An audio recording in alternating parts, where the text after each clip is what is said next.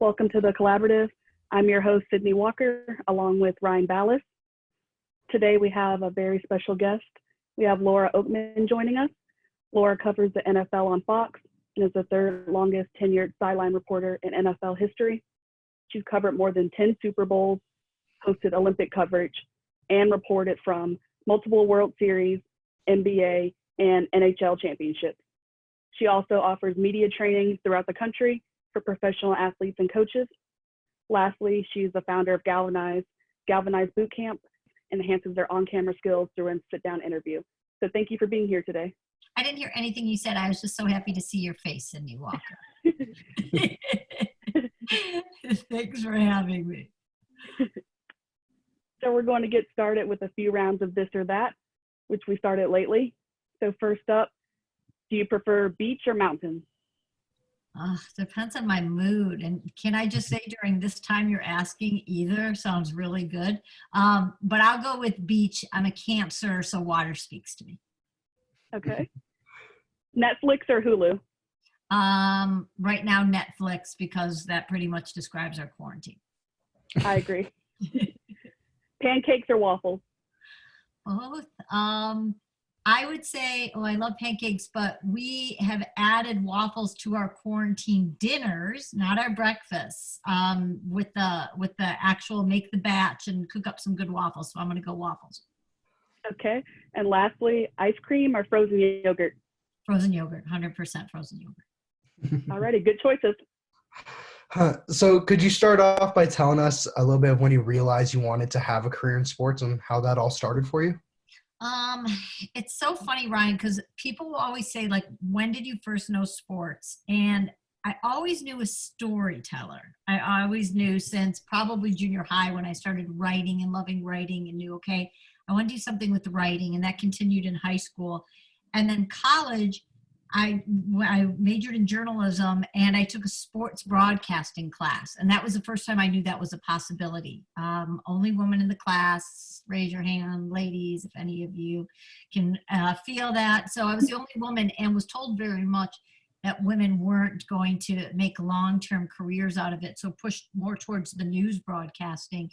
But I'll get asked a lot about when I fell in love with sports, and I always kind of smile when I say that because I'm a Chicago girl, and so sports wasn't a gender thing. You know, it wasn't like on Sundays the boys watched the Bears. It was everybody watched the Bears. So I grew up very much a sports fan in Chicago and always knew I loved sports, always knew I loved writing and telling stories, and then they probably truly merged together in college. That's awesome. That's a great insight into how that all started. Thank you. Thank you. And you mentioned that people say you can't be on camera past a certain age, but you've been with Fox Sports for 20 plus years. How important is it for other women to see a veteran reporter on TV? That's my favorite part of getting older. In a lot of things that I love about getting older, I want all of you young women to find sports broadcasters or broadcasters or just women on women storytellers. I want you to see yourselves in other people, and I love that. But what I really love now for the young women that I work with, I want women to see women aging on camera. And I want them to see that unlike what I was told, which was you should have a plan B once you hit 30 or once you really hit 40, you need a plan B because women don't age well on camera or aren't hired to age on camera. I'm really proud of the fact that I'm past that window and have a lot of women friends and peers who are also past that window. And so I'd love for you all to be able to look at other women on camera and not just go, oh, great, there's a bunch of, beautiful 20-year-olds on camera. I want you all to see all these women along with the men who are in their 40s, in their 50s and older and still getting better and better. So I want you guys to see that it doesn't have to just be a great job. You can build a long-standing career in this field, which I never really got to see that when I was your ages, when I was in my 20s. So I'm happy that now you guys get to see that. Right, and that's great for all of us to hear that are here today. So your who, not your do, is your motto and what we focus on during GALvanize. Can you touch on how that phrase enhances storytelling? I think for the longest time when I was a young storyteller and a young interviewer, I focused so much on what people did. And especially as a woman, almost 30 years ago, who was in sports and having to prove that she knew what she was talking about, and having to always prove that she belonged, and that, that she knew what she was talking about, and that she belonged in the conversation or in the interview. And so I wanted to always make sure that I talked about sports, because I wanted you all to know that I know what I'm talking about. And then I got to a really good age of realizing that that's not how I was building connections, and that's not how I was building relationships, and how I like to really get to know people, if it's on camera or off camera, is who are you, and what have you overcome, and what have you gone through, and what's been the toughest thing that you faced that helped you get better and helped you grow through that. And that, to me, no matter what somebody does for a living, that's where I find the connection, and that's where I find the greatest stories. So my rule kind of is, and all my galvanizers on here, and there's a good number of you have all heard this. Thanks, Viva. You've all heard this, but if I can Google it and I can look you up, those are your stats. Those are the things that I can know about you, and don't need to ask you about it. That's my research. But I want to ask the questions that I can't Google, that I can't find out, that I've got to look at you face to face, and to be able to really find out who you are and what you've overcome. So that probably started my journey into the Who, which was, I was confident enough in myself. If I do this for a living, and I've been doing this a long time for a living, I don't have to prove that I belong here. I'm here. And so now, how can I settle in and really do what I'm good at and do what I love, which was, who are you? Yeah, that's great. And I love how you touch on that. You also mentioned overcoming adversity. Do you mind sharing one of your pole stories with us? Probably my first one that was that defined me for a long time, and I had to find a way to let it define me, but grow from it instead of define me, and kept me stuck in it, was my mom dying when I was young, when I was about 22. And so for the longest time, I just talked about this this morning with a young woman who's lost her father.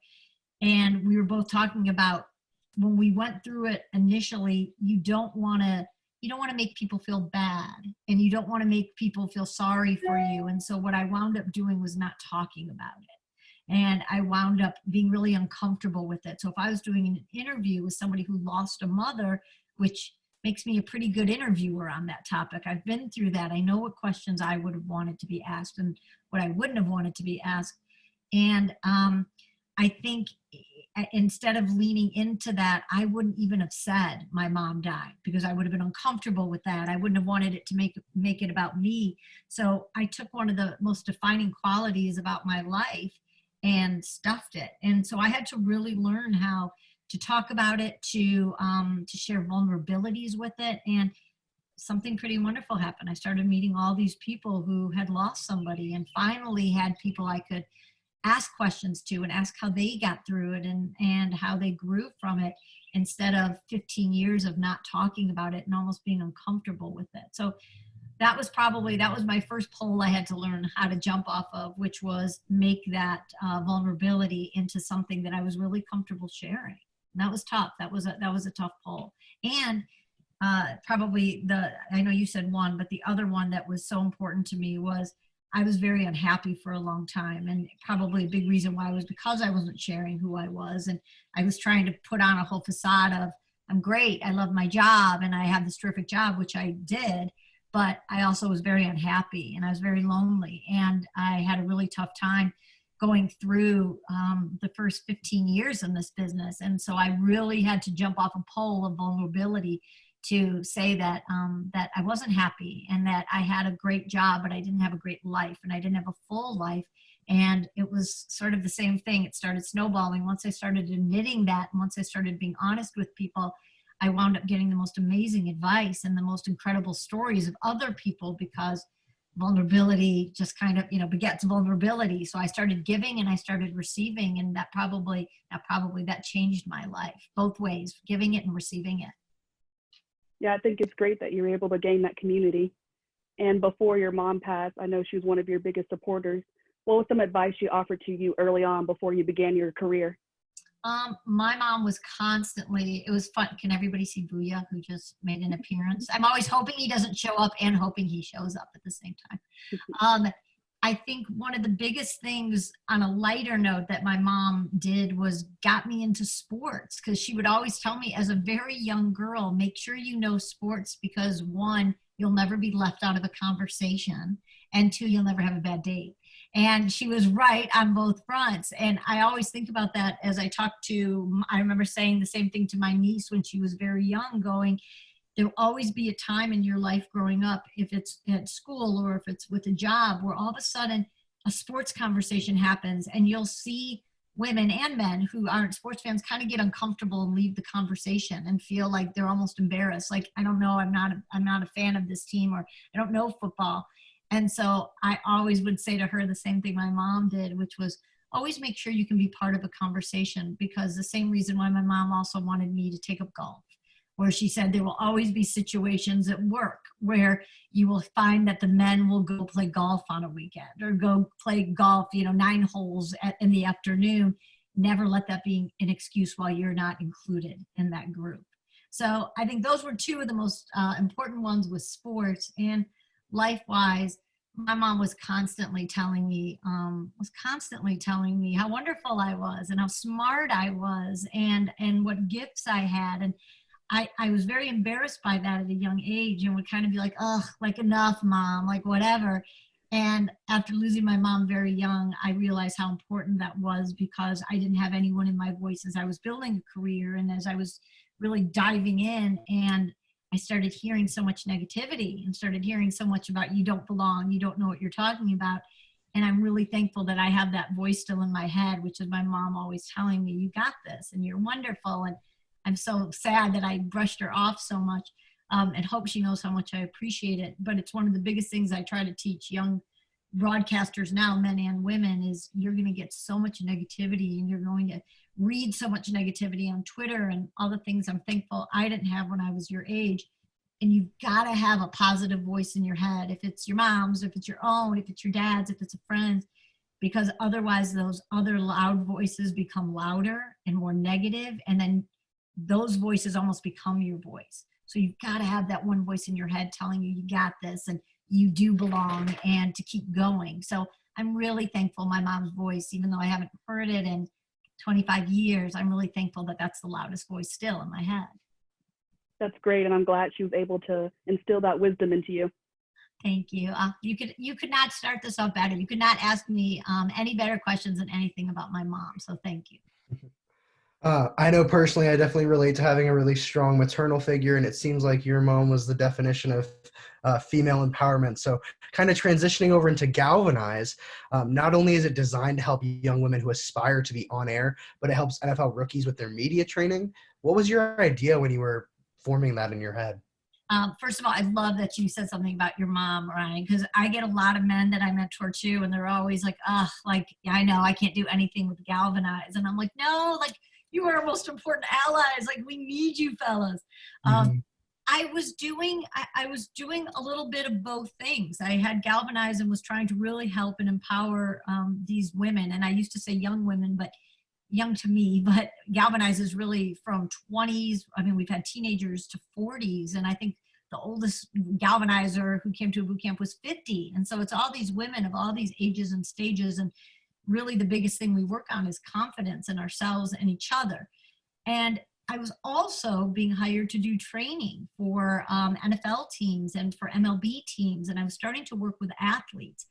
And I started noticing that, let's say on a Monday where I was working with the women, I was trying to coach them how to be better listeners and how to earn trust and how to really build that relationship with the players and coaches you cover.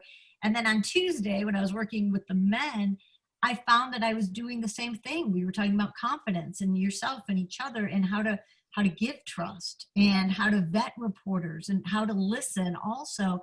And I finally had that great moment where your brain sort of connects. And I said, I'm doing the same thing. What would be really more impactful than me just talking is, how do I get these two groups together and really work on not just being better on camera, which is the tiniest part of GALvanize, but how do we work on empathy with each other? And how do we work on respecting each other in a time where there's no worse time for relationships, if you're a reporter and you're fill in the blank, if you're an athlete or a politician or an entertainer or, you know, an actor, a singer, it's a real hard time right now for reporters, right? Like I know, you know, a lot of you here are storytellers, and I really wanted to work on that, to have all these young men and young women. We've worked with USA Women's Hockey too, but work with these athletes and work with these reporters, and wanted them to see how much they had in common and how much, if they did this right, they could help each other as they all began their journey. So that's been, I've loved working with GALvanize. I've loved working with the professional teams, but it was pretty magical putting the two groups together and seeing how they could really help each other. For sure. And I'm sure seeing that all happen in person must have been just an absolutely like total gratification moment of, oh my gosh, these two fit perfectly together, which I'm sure was awesome. Yeah, it's like that great puzzle, you know, like, you know, just do our puzzle pieces fit? And sometimes you're talking to someone and you're like, nah, they don't really fit. And sometimes you're like, our pieces just like, woo, just went right together. But how many of you have done a GALvanize boot camp here in person with the teams? So like, I'm hoping, I think you guys know the time when I have you all of a sudden connect with your player. And it's just sort of, you guys turn to each other and it's a good 5 minutes of exercises they're doing. And I stand there, and it's probably one of my favorite parts of the 2 days is to all of a sudden start the second day with our athletes, where the guys are kind of like, what the heck is this? And a little, you know, like a little bit like, what's going on? And what do you mean I have to get vulnerable? And what am I doing with this partner? And she's a reporter. And so there's so much uncertainty. And then there's this moment that happens every boot camp where they turn to each other and they start connecting. And it's my favorite part, because I just stand back in the front of the room and you just hear the buzz. And I don't know if you guys even hear it because you're so connected to the player you're talking to, but it's magical. It's just like this great buzz, and you see them smiling and you see them sharing. And it's just, I never get tired of that. It really is. It's like the most magical moment for me to just sit back. And I'm sure I get very emotional every time and try really hard not to cry, you know, just so it's not like what's going on with poor Laura over there. But it's really hard not to get emotional, because it's pretty cool when you see both sides really connect like that. Definitely. For sure. I think one of the best parts of last year's boot camp is when all of us walked into the cafeteria and the players were like, who the heck are these girls in their blazers and heels? It's still my favorite. I remember the first time I did it, I think it was with the Atlanta Falcons. And I was like, what I said it the day we got there. And I said something about what was the reaction when the players found out we were coming. And Kevin Winston, who's in charge of all the player development, said, I didn't tell them. And I was like, well, who's telling them that 26 women are about to walk in this room? And he's like, you are. And so it was this great, and I said, why didn't you tell him? And he said, welcome to the NFL. They don't know what to expect, and we just kind of want them to roll with everything. But what I would say is, now when I partner with teams, I always tell them, my suggestion is don't tell them, because it's really cool to watch all these women walk in, these confident women, and we talk about it day one. What's the image we're projecting? What's our confidence we're projecting? We walk into this room, and do we want to look like scared little girls, like nervous, or do we want to walk in like, we got you fellas, like we're here, we're not messing around, we're here and we're going to help you. And it's really, really cool to see that moment, Sydnee, when they all kind of are like, what is happening right now? They've been locked up for a month with each other, and you know, and everything football, and to all of a sudden see these women walk in, it's pretty awesome. And how quickly they buy in, right? Like you kind of see them in shock, but really quickly they settle into it, and they are just as much of a part of us as GALvanize is. It's awesome. It is. And you've developed some really solid relationships over your time. Atlanta Falcons head coach Dan Quinn being one of them.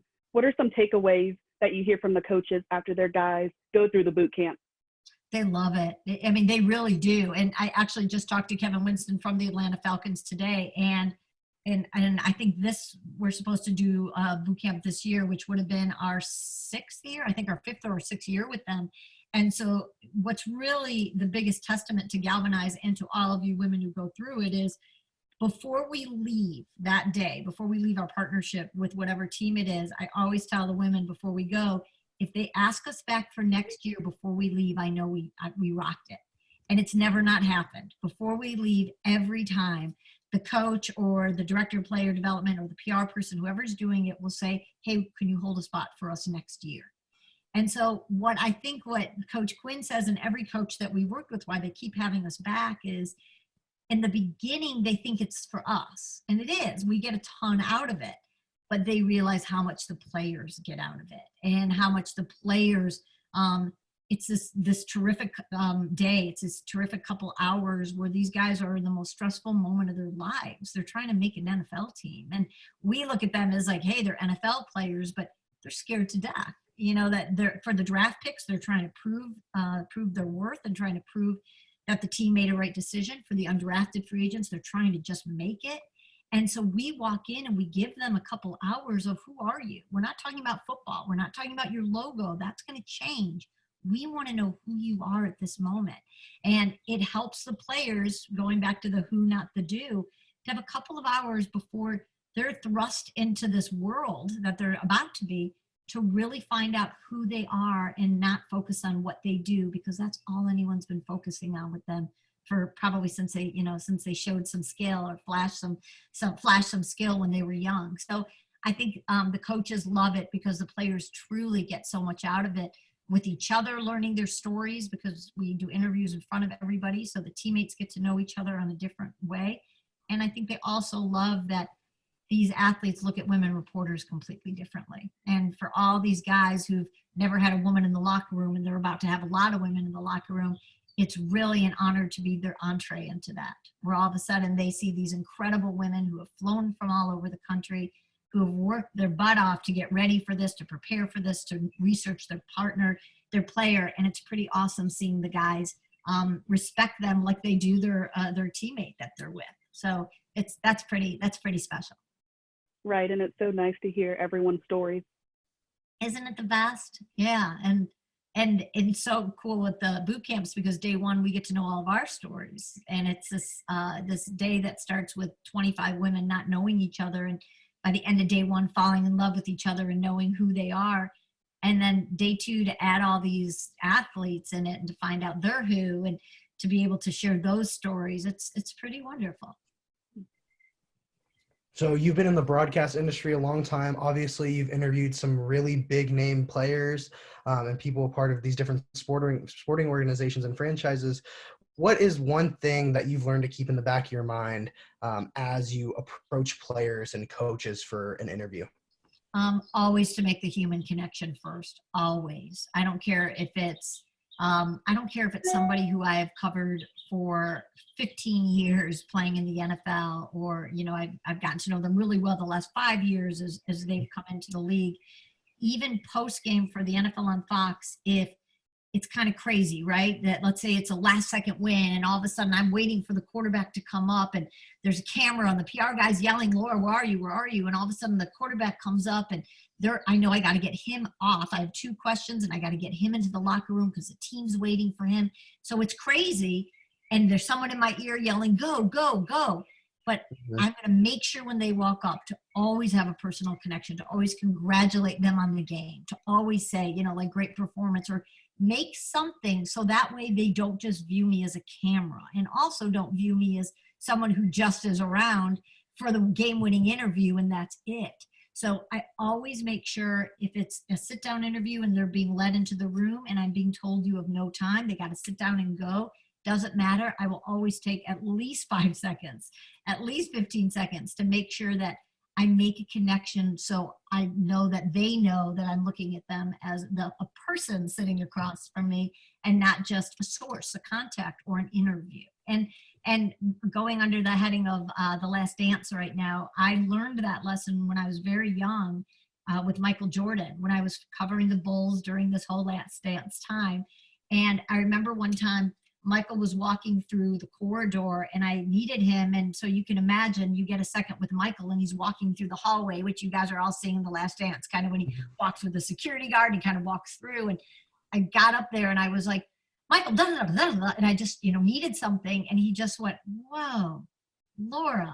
And he was like, I'm fine. How are you? And I was like, oh. And he said, I understand everyone does this. Like, I know that I'm busy and that you just want to get it out, but it's okay to say hello to me.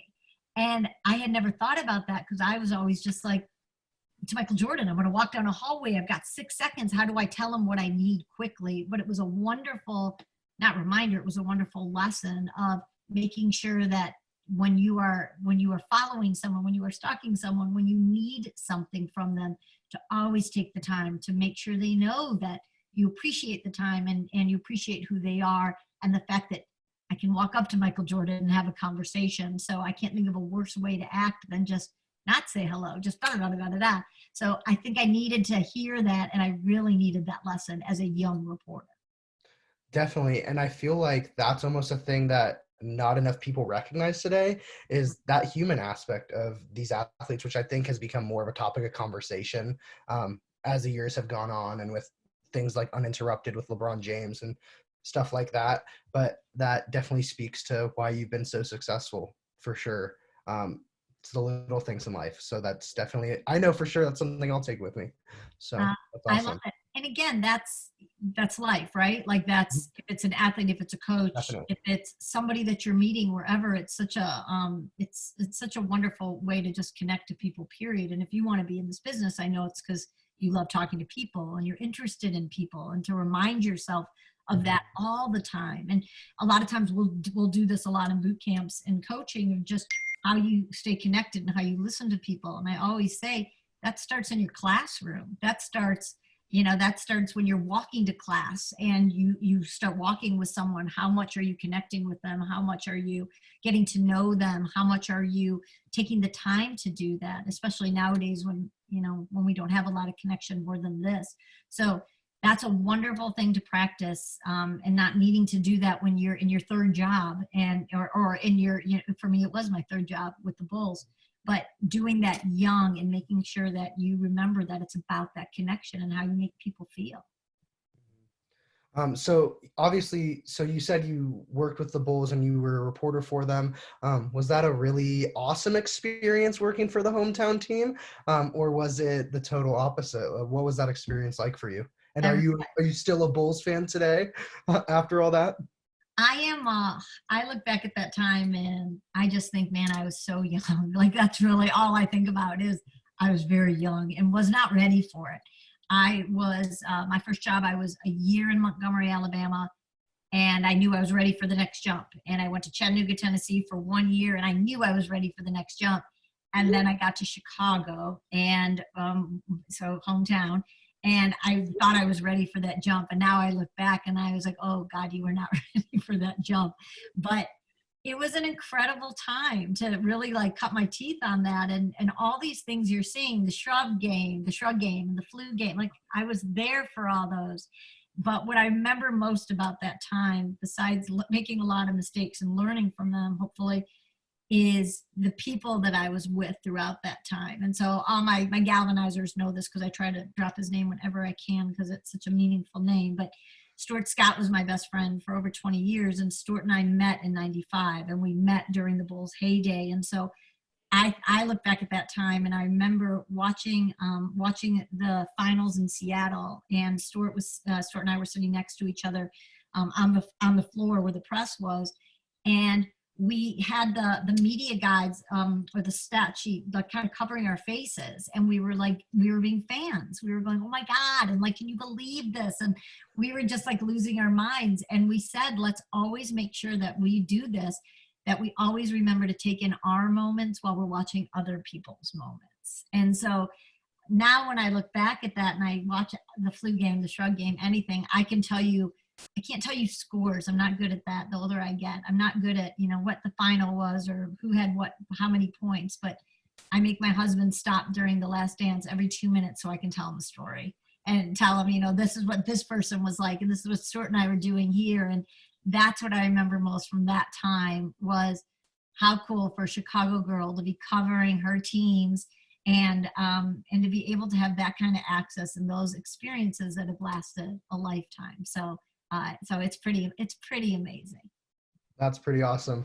I can't tell if I'd be excited you were stopping the Last Dance documentary every 2 minutes to tell me a story, or if I'd be really excited to hear every story. My husband insists that I'm not driving him crazy, but every time I hear him telling people that he's watching with me and she makes me stop, I try to listen to when he doesn't know to be like, and she's driving me crazy. Like I'm waiting for him to say that, but if he feels like that, he's doing a wonderful job of not letting me know that, and being very excited to hear a lot of stories every minute. That's awesome. Well, you talked a little bit about professional relationships and how you've built those. So how do you go about keeping that professional standpoint in the relationship, but also when it's time to ask for a favor, how do you go about that and navigate that? It's hard, and we spent a lot of time on that in boot camp. So I know everybody in here is like, here she goes. She's going to tell the same story that they always hear. But I have just from something I've learned and trying to build relationships. My rule is I reach out 10 times and I ask for something once. I'm constantly checking in as a human being. I'm constantly checking in about spouses and kids and parents, and making sure that if I have the Atlanta Falcons 6 times in the first half of the season, which would be a lot of games, let's say 4 times, I'm not asking Matt Ryan for something every single time. I'm aware how many times I'm asking him, just checking in with him, and how much I'm asking of him. And so I'd say that's the biggest thing is I make sure in a position where you have to ask for a lot and it can be very one-sided. I need when they don't need a lot from you. I make sure I don't take advantage of that. And I make sure that I'm constantly aware of how much am I asking from them and how much am I showing up just when I need something, and making sure that that I'm around when they're not. I'm around so that when they see me, it's not like, here comes Laura, what does she want? I want them to be like, awesome, I haven't seen Laura in a while. And I want them just to expect to check in and to tell me what's going on and to ask me what's going on. But I'm very, very aware of that. Awesome. And then so you've been a trailblazer in many regards throughout the industry. You've started your own production company, which aired Profiles on Fox Sports Network and the GALvanize camps. Can you speak on the importance of continuously growing and constantly pushing towards that next goal that you set for yourself? It's everything. I didn't learn that till I was close to 40. And so I can't get enough of you guys, like young brains, and be like, I wasn't supposed to get it till I was 40. I hope you guys all get it at this age. My life completely changed when I started the production company, when I started Profiles. I went into the president of the network, and this was almost 10 years ago, and there weren't a lot of shows showing Profiles. There wasn't a lot of shows that really were showing people who they were. And so I went in with a list of players who I had talked to recently, and I shared a story with my boss about a conversation I had the day before on a football field, and it was with Steve Smith, who was with the Carolina Panthers then. And Steve did not do a lot of media. Ironic, he now is the media, but did not like the media. And it took me a couple of years to get in with Steve and to earn his trust. And we used to have the most fantastic conversations pregame, and nobody would believe it. My producer and everyone in the truck would have a camera on us and be like, what do you guys talk about? Because I'd get there early to make sure I was having conversations with him when I didn't need him.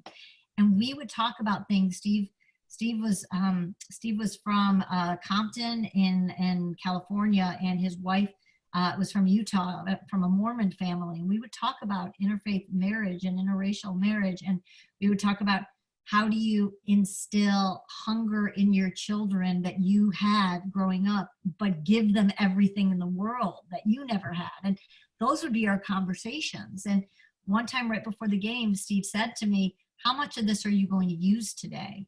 And I was like, ooh, about 1%. And he was like, oh, that's a shame, because if we did this, I would do that show. So I went to my boss and was like, I got a show. Like, Steve Smith will do it. And here's a list of guys who would. And he said, that's a great idea. We don't have anything like that. So I said, terrific. Who should I go talk to? And he said, you should go get yourself some money and produce it. And I didn't know that was an option. I didn't know that was even out there. And so I think he sort of like figuratively patted me on the head and, and thought that would be the end of me. But I went and made appointments, and I met with Vizio probably a week later and gave them this whole proposal, and here's what I want to do. And they signed on, and I didn't shoot a single frame. I just said, here are the guests, here's the show, 30-minute show I want to do, here's our relationship. I went back to Fox and said, I'd like to talk about what time slot I can have. I have a show. And so That's awesome. the second season, Fox bought it instead of Vizio. And so I say that saying, I suddenly went from talk when the red light is on, that was my world, to you better find out how to have, hire an attorney and figure out how you're going to deal with everything legal wise as you start a production company, as you start an LLC, as you start a relationship with a company like Vizio. How do I navigate commercials and time slots? And how do I now have to give Fox everything they need for the show? I didn't know I was capable of any of that. And so that showed me how smart I was. And that showed me how it felt to be in control of something. And I look now at the opportunities you guys have. And back then there weren't podcasts. There weren't, we weren't doing things on cell phones. So now you can have your own production company without having the hassle of an LLC and have to hire lawyers. You can create your content. And I know that that changed my life. It changed my world. Instead of waiting for every opportunity that came my way and hoping somebody would give it to me, I started creating my own. And that led to GALvanize, and that led to now I do a lot of coaching and have had coaches who are clients. And I work with the PWHPA, the top 200 women hockey players in the world. I do all their messaging. Those are all things I've created. And so I can't tell you guys that enough, to make sure you're not just looking at the boxes that people are putting you in and telling you, here's what you can do. What lights you up? What do you want to create? What do you want to control? And start working on that now. Don't wait till you're 40. Awesome. Thank you. Lastly, what advice do you have for young reporters who may be used to covering sports, but that first job they take is in news or something else out of their comfort zone? How many of you, just in this, like how many of you are doing that right now? How many of you are like, Walter, are you the only one? So I'm always careful. I said Walter, but now I know people use other people's computers. So I'm hoping that, okay, or use other names. So my biggest thing is my first job was in Montgomery, Alabama, doing news during the week and weekend sports. And I didn't know if I could make a career out of sports. And so I didn't know which way to go. And what I will always say is that was the most important year of my life, because that was before the internet. And so I had to learn how to navigate a courthouse. I had to learn how to cover domestic violence. I had to learn how to cover murders. I had to learn how to cover crime scenes. And I remember when I got my second job in Chattanooga, it was for all sports. And the news director who hired me made a comment about, why should I hire you where you've been mostly doing news? And what I said to him was, what I've been covering is O.J. Simpson and the white Bronco chase. What I've been covering is Magic Johnson coming out as HIV positive. So if you hire me and something breaks out and something happens in the world of sports, you don't have to find another reporter. I'm your girl. It doesn't matter if it's news, if it's sports, if it's politics, I'm a reporter. And he told me on the spot, that's why I got the job, and said, I didn't realize, I thought you were different. I thought you were an anomaly in a bad way, but I realized you were the right way. So what I can say to you guys is, it is so important right now, because back then the line was starting to blur between news and sports. What I say now is there's no line anymore. So if you are on a field, if you are on a court, you've got to know now if a player that morning, if the star gets, if tests positive for COVID, that how are you going to handle that story? I know for me, the last few years in the NFL, how we were handling kneeling and how we were handling all the conversations about race and how important those were, and how many sports reporters weren't comfortable with that. I know now that you need to be prepared if you are covering a game and God forbid a shooting happens. So what I would say right now, my biggest advice is, during this time, especially as you're creating content and doing interviews, you're not a sports reporter, you're a reporter. and make sure that that's what you're honing your skills to do.